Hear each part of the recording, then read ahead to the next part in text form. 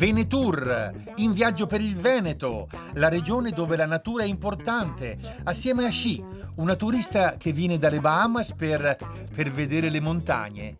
Qui Veneto Agricoltura ha allestito un giardino vegetazionale? Sì, è stato riprodotto tutto quello che si trova salendo dalla pianura fino a Cima Grappa, quindi ci sono tutti gli ambienti che troviamo dal punto di vista appunto naturalistico nei vari livelli di altitudine del Monte Grappa.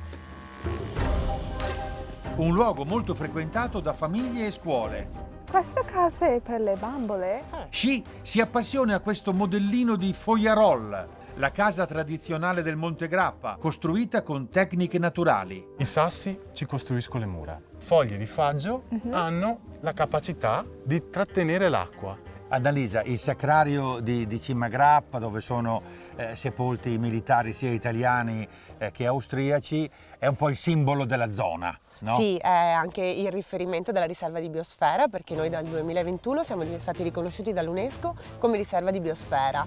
Riserva di biosfera. MAB, Man and Biosphere, l'uomo e la biosfera. L'UNESCO ha promosso proprio questa zona del Grappa, tra il Piave e il Brenta, nelle province di Treviso, Belluno e Vicenza, per il rapporto equilibrato tra uomo e ambiente. È stato costruito un dossier dove si sono andate a elencare tutte quelle che sono le caratteristiche non solo della biodiversità, ma soprattutto quanto l'intervento dell'uomo sia riuscito a interagire e a conservare questo patrimonio. Il famoso tema uomo in relazione alla natura. E a proposito dell'uomo che si adatta alla natura, Praticamente il sole scalda le pietre, l'aria calda sale, Sì. entra in questo foro che è in comunicazione con un'altra apertura che c'è dietro. Ah. Dietro, essendo a nord, c'è l'aria fredda e crea proprio questo vortice d'aria. Quindi avevano inventato l'aria condizionata. il territorio del MAB del Monte Grappa è un laboratorio a 360 gradi,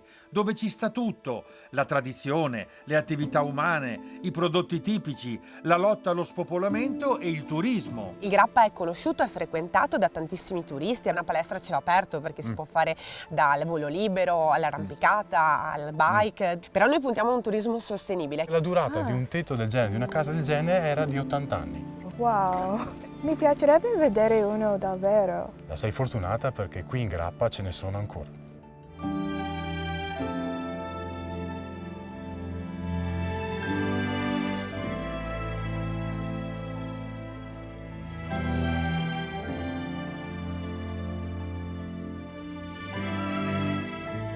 Sì, lo riconosci? Sì, è una di queste case di particolare e ho voluto di vedere uno davvero. E ti ricordi come si chiama?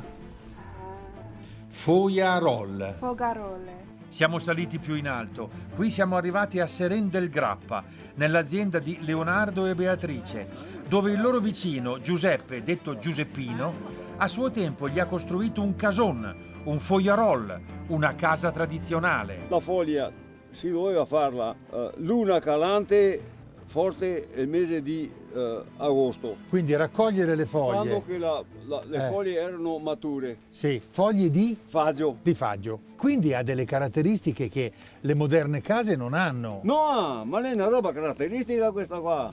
Ma non è solo Perché caratteristica io mi perché... ricordo che in montagna qua, a noi qua, su sta zona qua, erano tutti i fogliaroi, che io ho vissuto, ho dormito sotto i fogliaroi. Era come un quarto isolato, che non era freddo, che si viveva bene sotto i fogliaroi. E ci stanno benissimo infatti i turisti che vengono ospitati d'estate qui, il sogno realizzato da Beatrice e Leonardo. Beatrice e Leonardo, suo marito, prima facevate impiegati comunali. Impiegati comunali. Poi una ventina d'anni fa Sì. avete deciso andiamo a stare in montagna. All'inizio cercavano una seconda casa. Girando abbiamo trovato l'opportunità di comprare questa casa che era una catapecchia, era tutto invaso dai rovi. E dopo, venendo su a fare i lavori, provando a abitarci e così, abbiamo detto, cavoli, abitare qua su sto posto è bellissimo. Quindi decidono proprio di cambiare vita. Ho lavorato 20 anni in comune a fare l'impiegata in ufficio anagrafe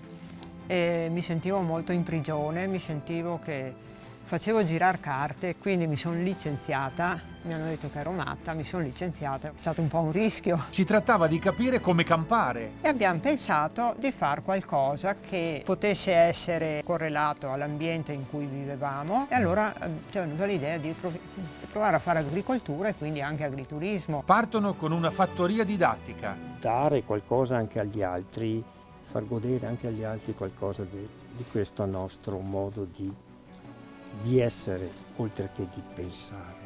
Ci è voluto comunque un sacco di lavoro. In tutto questo che abbiamo costruito ho lavorato molto le pietre, ho lavorato molto il legname, ho imparato facendo in pratica, perché le pietre anche parlano. Le pietre ti dicono, quando tu batti una pietra col martello, ti dice, ti dà una risposta e un po' alla volta capisci come si rompe quella pietra e come devi lavorarla, hai capito? Si impara facendo se hai una passione e un sogno da realizzare. Se hai una grande passione. È bello sto posto qua. Sì, abbiamo inventato un'estetica recuperando dagli elementi architettonici del territorio, cioè della Valle di Seren, gli elementi essenziali e trasformandoli, questi elementi, in maniera evolutiva. Questo significa architettura evolutiva. Architettura evolutiva. Partire dalle forme del paesaggio e dall'architettura tradizionale, evolvendole secondo le necessità. Cioè non c'è traccia di nostalgia. Voi andate avanti. Avanti, andiamo avanti, infatti è proprio questo che è quello che ci criticavano, no? Voi volete tornare indietro, no, noi vogliamo andare avanti ma riprendendo il meglio del passato e non buttandolo nelle immondizie come molti hanno fatto. Sai quanti sassi io ho recuperato nelle immondizie? Tutti buttati via perché il modernismo aveva così portato a far sì che tutti buttassero via le belle pietre, eccetera, no?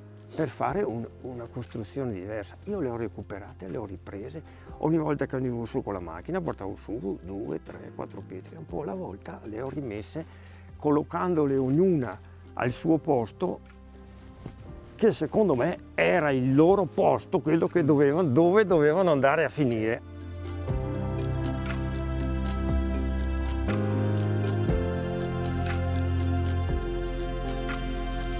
Qui nella Valle del Seren, dove ci troviamo, gli abitanti erano 1000 e ora sono praticamente 100. Quello che ha fatto la famiglia Valente è stato sicuramente un laboratorio che ha anche in qualche maniera dato la possibilità ad altri di vedere che qui in Valle di Seren si può vivere e soprattutto lavorare. Senti, e il famoso MAB, Uomo e Biosfera, questo laboratorio, questo esperimento, no, di questo distretto, può rappresentare una possibilità? Certo, il valore più grande di questo territorio sono la natura e soprattutto anche la possibilità di fare comunità vera in questi piccoli comuni. Mettere queste due cose insieme dà la possibilità di creare opportunità, di creare reti e soprattutto appunto di far ripartire la vita in montagna.